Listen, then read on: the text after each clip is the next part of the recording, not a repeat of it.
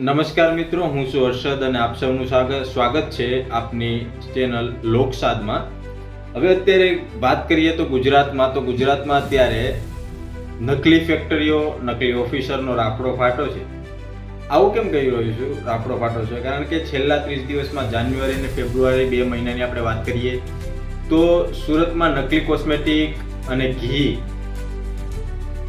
પછી વાત કરીએ સાબરકાંઠામાં નકલી દૂધનું કૌભાંડ. અને આ દૂધની વાત કરું તો દૂધમાં તો ઝેર કહી શકાય, કારણ કે મિલ્ક પાવડર તો વાપરતા. મિલ્ક પાવડર આપણા માટે એટલો બધો હાનિકારક ન હોય, પણ એમાં જે પોમોલિયન ઓઇલ, ડિટર્જન્ટ પાવડર, યુરિયાનો ઉપયોગ થતો અને કોસ્ટિક સોડા, આ બધી વસ્તુઓનો ઉપયોગ થતો. એટલે આ બધી આપણી સેહત માટે તો કેટલીક હાનિકારક છે અને કેટલુંક જીવલેણ પણ બને, એટલે ઝેર કહી શકાય.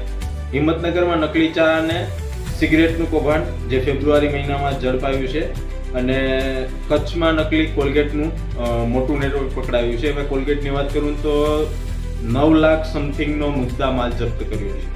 માર્કેટમાં કેટલો મુદ્દામાલ આનો અત્યારે હાજર હશે અને કેટલોક વેચાઈ ગયો હશે અને કેટલા સમયથી લોકો આનો ઉપયોગ પણ કરતા હશે, એ બહુ મતલબ ગંભીરતાવાળી બાબત છે. અને ઓફિસરની વાત કરું તો એક ઇન્કમટેક્સ ઓફિસર જે દુકાનદારોને ડરાવતો, વેપારીઓને ડરાવતો અને તોડ કરવાની કોશિશ કરતો, ઝડપાયો છે અને પોતાને ક્લાસ 1 અધિકારી ઇન્કમટેક્સ ઓફિસર જણાવતો હતો.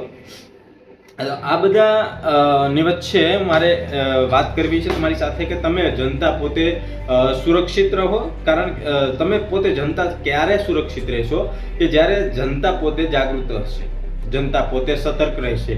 કારણ કે પ્રશાસન આ બધી બાબતોમાં ઢીલું પડતું હોય એવું દેખાય છે, કારણ કે આટલી બધી નકલી ફેક્ટરીઓ, નકલી ઓફિસરો પકડાય છે, તો પ્રશાસનની ક્યાંક ને ક્યાંક ઢીલાઈ, આમાં નબળાઈ જોવા મળે છે.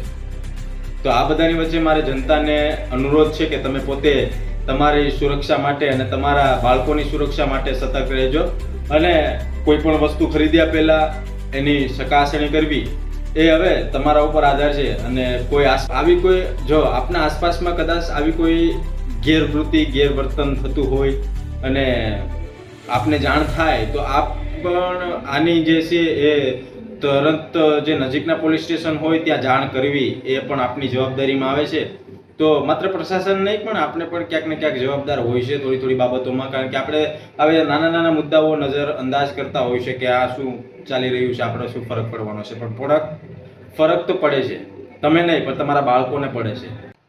આ સાથે હું હવે હર્ષદ રજા લઉં છું. નમસ્કાર.